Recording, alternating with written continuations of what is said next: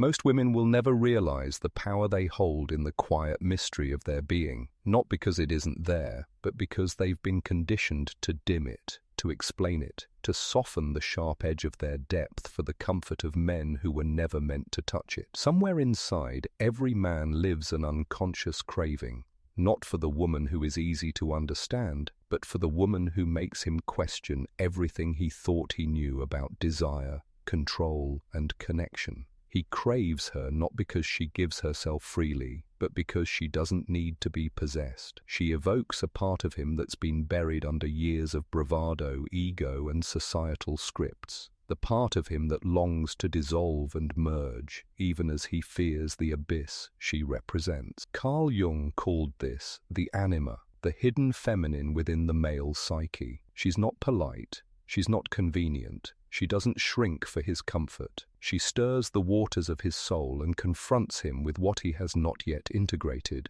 The man may not understand her, in fact, he may recoil from her, but he will never forget her. Because when a woman embodies her deep feminine essence without apology, she doesn't just enter a man's life, she penetrates his unconscious. This kind of woman, the woman he cannot decode, becomes the mirror to his most unhealed parts. She doesn't seduce him with words, she seduces him with her absence, with her silence, with the way she walks away instead of explaining herself. Her detachment is not coldness, it is power forged from pain, rebirth, and solitude, and it ignites a primal obsession in the man who believed he could conquer her like territory. You may not even know you are this woman, or that you've become her. But if you've ever watched a man unravel after you chose not to engage, not to respond, not to cling, then you've seen the beginning of that obsession unfold. It starts not in the body but in the psyche, not with lust but with confusion, because a man who cannot understand a woman begins to question himself, and that is the beginning of transformation or destruction. She is not mysterious because she is playing a game. She is mysterious because she has descended into herself. She has met her shadows. She has danced with abandonment, betrayal, humiliation, and instead of becoming bitter, she became sovereign. She no longer looks for love in the eyes of men who fear her depth. She is no longer available for validation from those who offer affection only when she's agreeable, soft, or in need. And this is where the craving begins. Men are taught to chase clarity. They crave certainty, logic, patterns they can predict and control. But when a woman no longer plays her role, when she no longer makes herself smaller to be loved, something ancient awakens in him. His ego resists, his soul leans in. The man may not even know why he's thinking about her at 2 a.m. when he should be sleeping, or why her silence echoes louder than the laughter of every other woman who tried to please him. He doesn't realize it yet, but she's doing what no one else ever did. She's confronting him with himself. There is no script for dealing with the woman who doesn't need you, yet sees you, and when she sees through him, past the performance, past the armor, past the bravado, he feels both naked and found. He hates it. He needs it. He wants to get away. He wants to get closer, and the more he tries to intellectualize her, the deeper the wound she leaves. Not because she wounded him, but because she revealed the one he'd never healed. A woman like this doesn't belong to anyone. She is not wife material in the traditional sense. She is not the fantasy of comfort. She is the truth of transformation, and that makes her dangerous to men who are not ready. But to the man doing his inner work, the man who has faced his own shadow, she is the missing piece, and yet he still won't understand her. He will crave her mystery the way the desert craves the storm, violently, impatiently, and without the language to say why. But craving is not the same as understanding. Obsession is not the same as possession. This is what makes her unforgettable. She is the initiation he didn't know he asked for. He may try to find her again, not just in person, but in other women. He'll seek pieces of her in eyes that don't haunt, in voices that don't challenge, in bodies that do not carry the silence of spiritual solitude. But it will always fall short.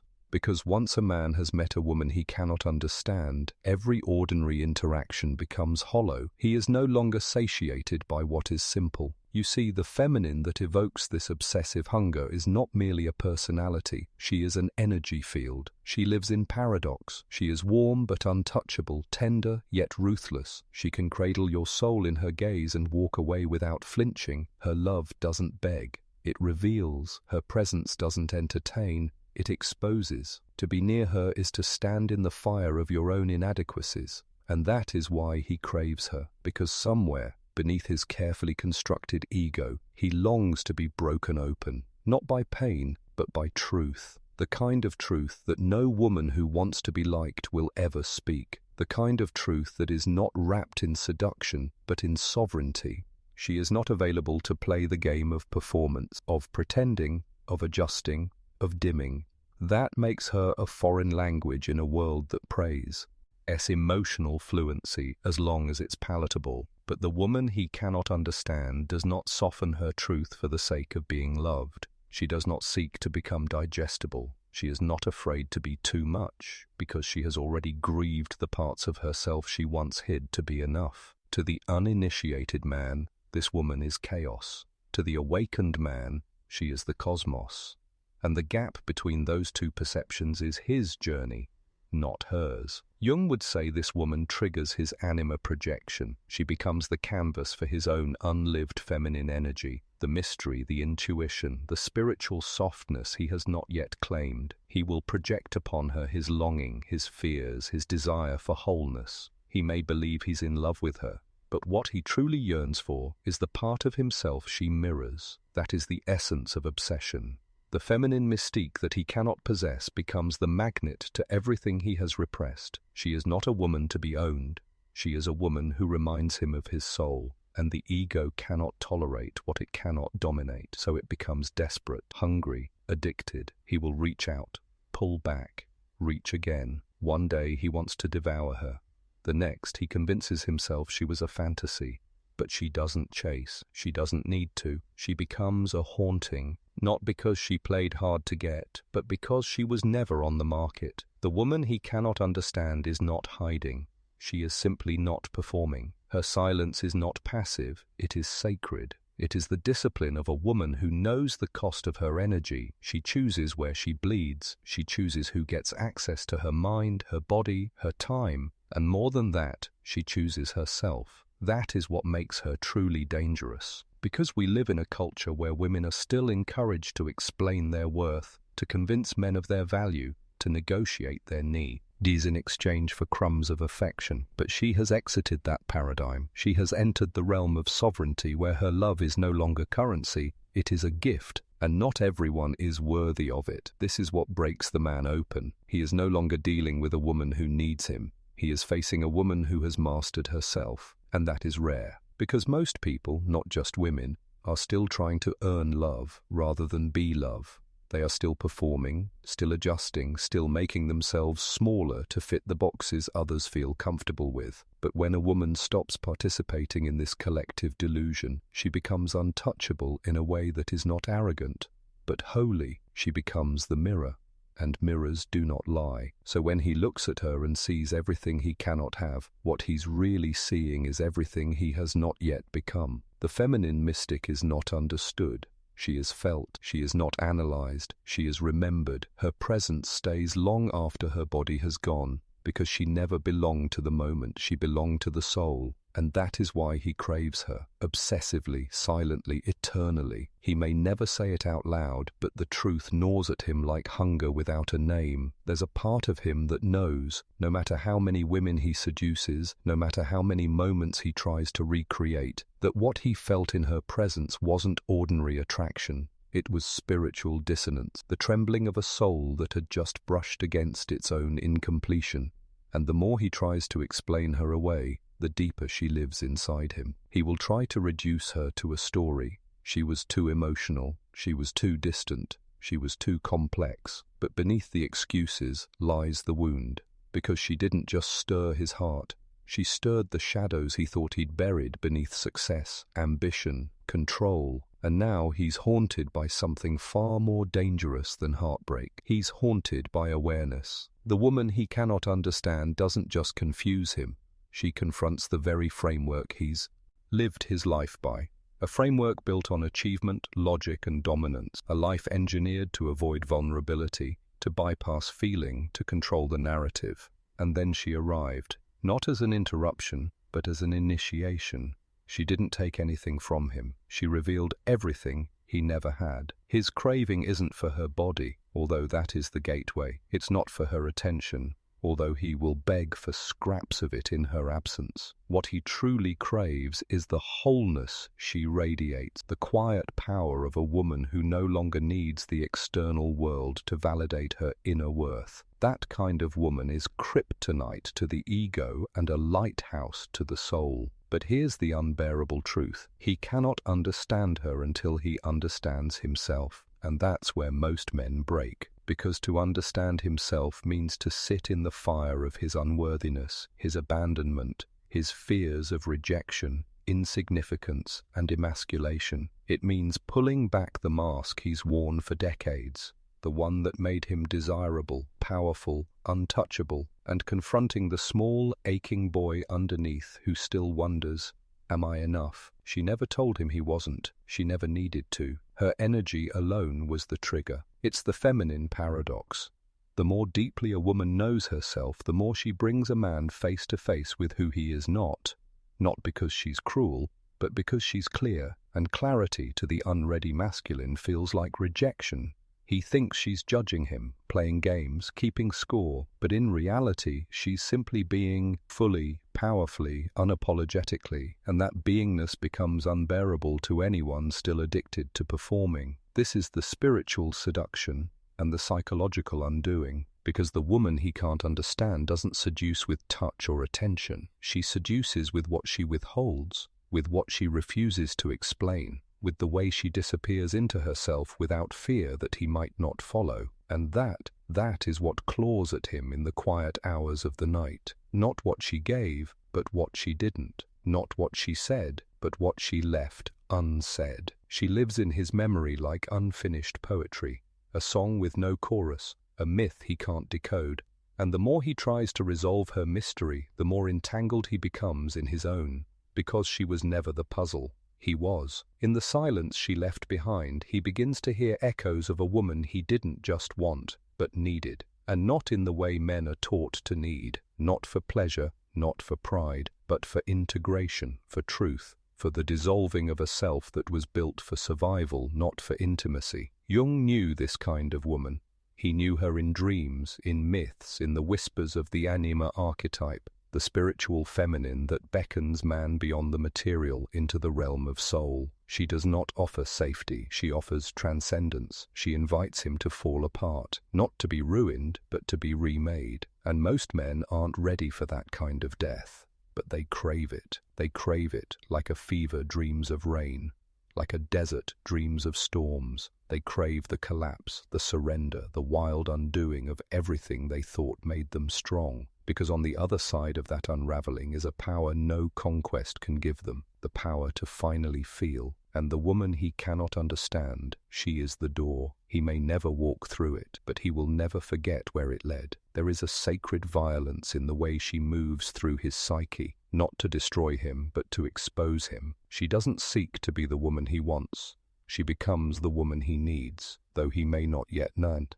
Ow, the difference. And that difference is the chasm between obsession and awakening. For the man unready to meet himself, she is a threat.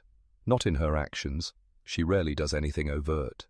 It is the quiet command in her presence, the refusal to chase, the unapologetic stillness in her silence, the way she does not flinch when he pulls away, the way she does not negotiate her worth when he withholds his affection. She has nothing to prove, and that is the ultimate disruption. He's used to women performing love, patience, submission, softness, in the hope of being chosen. But this woman, the one he cannot understand, does not audition. She already belongs to herself.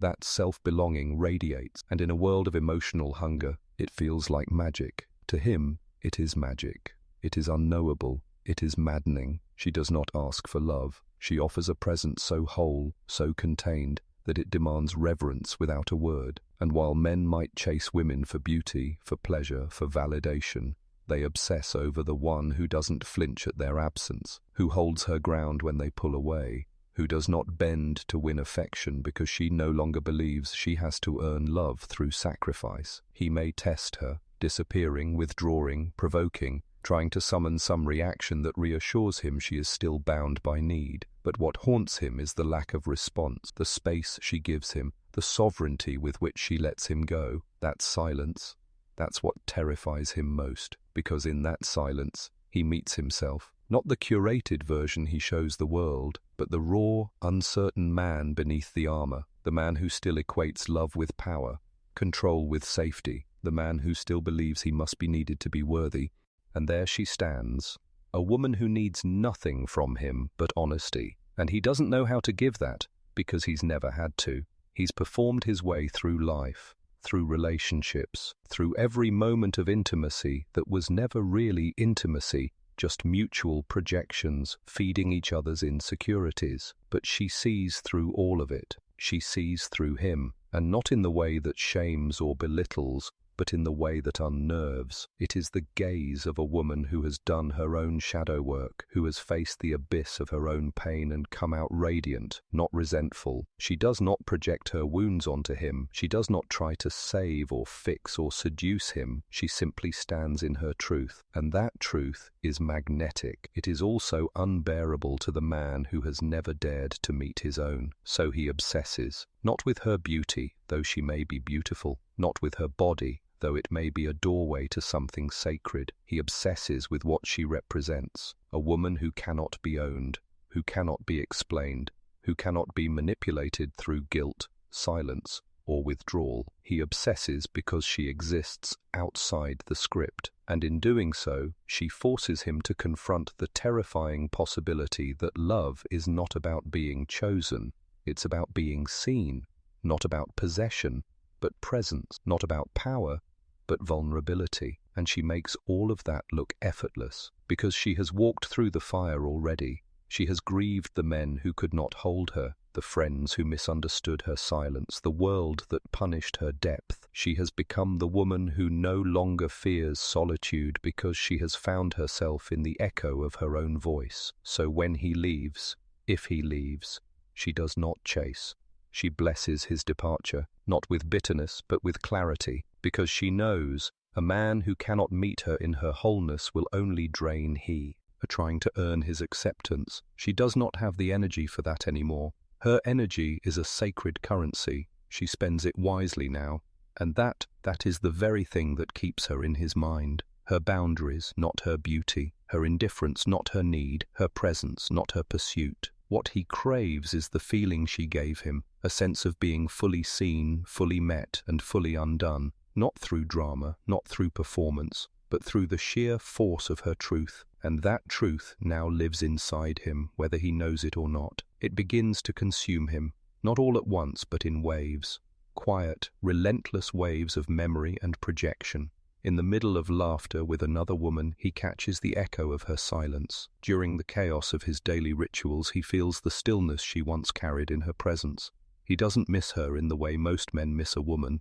He misses the way he felt in her gaze, exposed, held, devastated, alive. You see, she didn't just reflect back the image he wanted to see. She revealed the man he could be, if only he were willing to break, to lose the mask, the armor, the control. And that kind of revelation does not fade with time. It imprints. She is the woman he tells himself he wasn't ready for, the one he says came at the wrong time, the one he'll claim was too much, too intense, too difficult to love.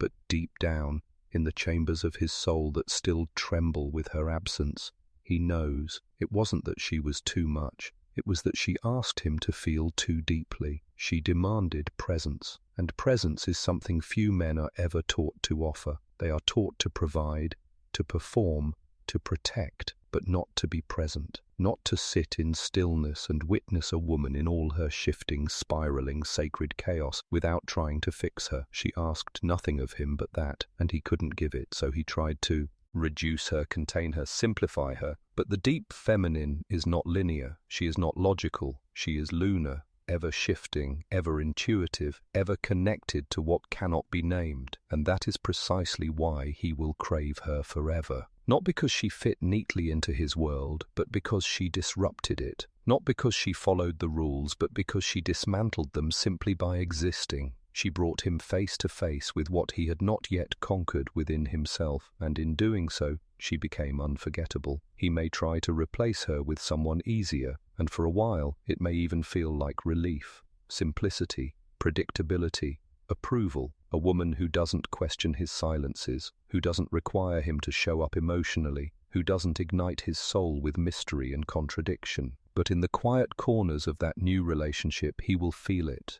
The absence of depth, the absence of danger, the absence of the divine feminine that once made him tremble without a single touch. Because the woman he cannot understand is not an idea, she is an initiation, and initiations are not meant to be comfortable, they are meant to dismantle what no longer serves the soul. She was the embodiment of his unclaimed inner world, the emotional realm he denied, the softness he feared, the intuition he silenced. She held a mirror not to his ego, but to his essence. And when she walked away, or worse, when he let her go, he lost far more than a lover. He lost the one woman who dared to love him through his unlovable parts, not by fixing them, but by letting them reveal themselves. She didn't try to heal him, she simply wouldn't shrink for him. And that is the most devastating kind of love there is, the one that demands you meet yourself or be left behind. So he returns to her in memory again and again. He wonders what he could have said, what he should have done,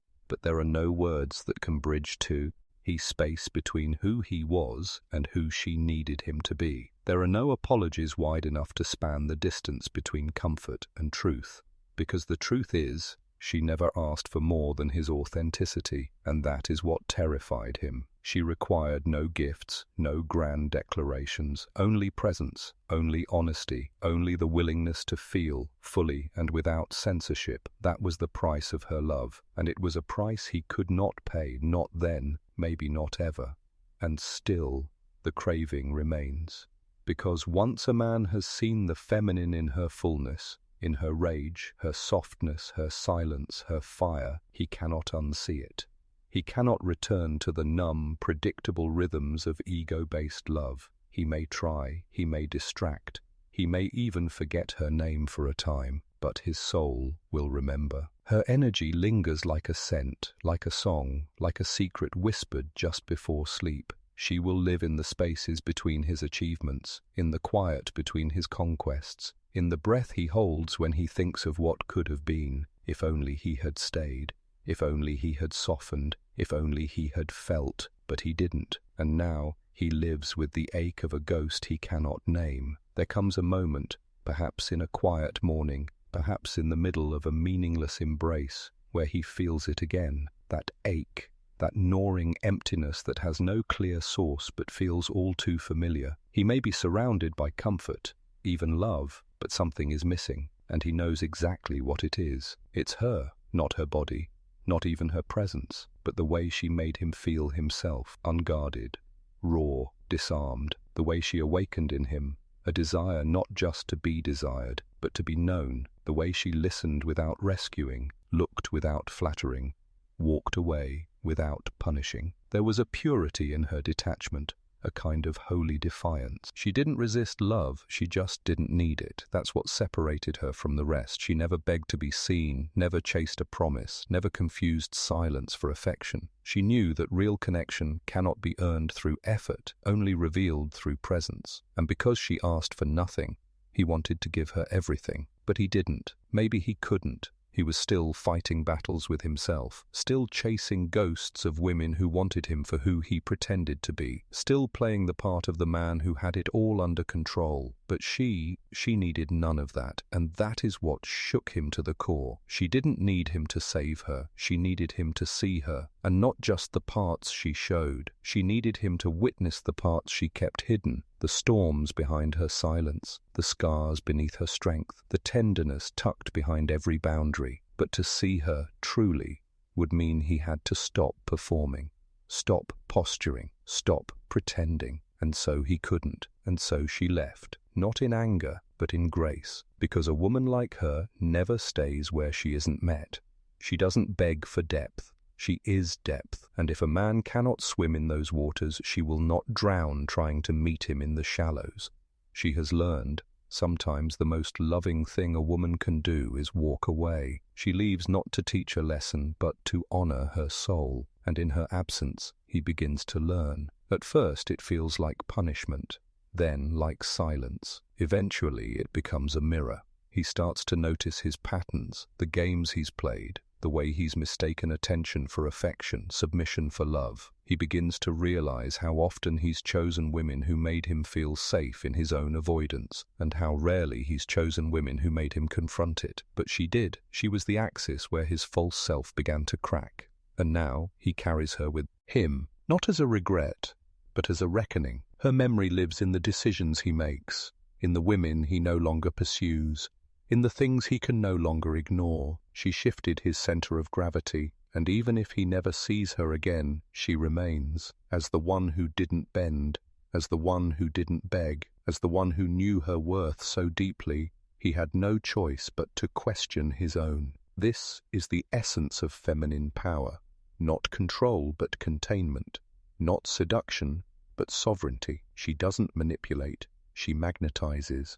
She doesn't demand love, she embodies it, and in doing so, she activates a man's highest self, or his deepest fear. Some men will rise to meet her, others will run, but all of them will remember. And for the man who chooses to rise, to face the parts of himself he buried in silence, in avoidance, in pride, she becomes the symbol of his rebirth, not because she stayed, but because she left, not because she explained, but because she withdrew. Her absence was the medicine, her boundaries were the guide. And if he listens closely, he'll realize she didn't reject him. She invited him into depth, into truth, into himself. She was never a mystery to be solved. She was a portal, and the door is still there, wide open, waiting, but only for the man who no longer seeks to understand her, only for the man who has finally begun to understand himself. And then one day, after seasons have passed and the noise of ego has softened into something almost like humility, he begins to feel something new, not the obsessive hunger, not the sharp sting of regret,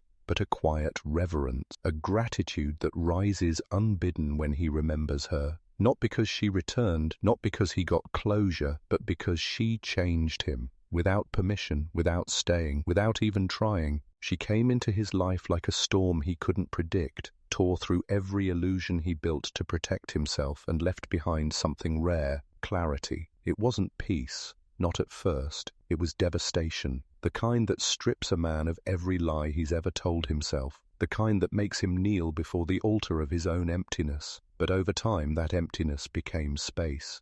And in that space, something holy began to grow, a stillness, a depth, a capacity to feel, to witness, to hold, and not just her, himself. This is the medicine of the feminine he could not understand. She did not offer comfort. She offered initiation into the deeper, darker chambers of being, into the mystery of love without control, intimacy without possession, union without domination. She was the flame. He was the wax, and it was in the melting that he began to take shape. No, she will never be just a memory, not to the man who was truly touched by her. She becomes a frequency in his soul, an echo that lives in his bones, not haunting him, but guiding him, calling him to rise again and again into a man who no longer fears the mirror of the sacred feminine. He no longer chases her, because he knows she was never the destination, she was the compass, and now he carries her with honor, not as the one who got away, but as the one who led him home, home to the parts of himself he abandoned to be accepted, home to the vulnerability he once mistook for weakness, home to the truth he was too afraid to feel until she held it in her silence. And for the woman, the one who walked away, the one who held her power without apology, she did not wait for him to awaken. She did not shrink while he slept. She became more wild, more sovereign, more whole. She did not close herself off. She opened wider than ever, but with discernment, with sacred boundaries, with the kind of wisdom only women who've survived the ache of being too much for the wrong men can carry. She stopped trying to be understood because she finally understood herself. And in doing so, she became the kind of woman whose presence is a revolution. Not loud, not desperate, just real. Real enough to make the world tremble. Real enough to make men question their entire identity. Real enough to walk away from anything that asks her to dim her light to be loved. She is the embodiment of feminine truth, and the men who meet her will either be reborn or forever haunted. But she is no longer afraid of being misunderstood. She knows that the man who is meant to hold her won't need to decode her. He will feel her, and he will not run from her fire. He will bow to it, because he has met his own. So to the woman who has been told she's too intense, too mysterious, too silent, too sovereign, know this: you are the mirror the world is terrified to face. You are not here to be understood. You are here to be remembered. The woman who knows her worth doesn't chase. She chooses.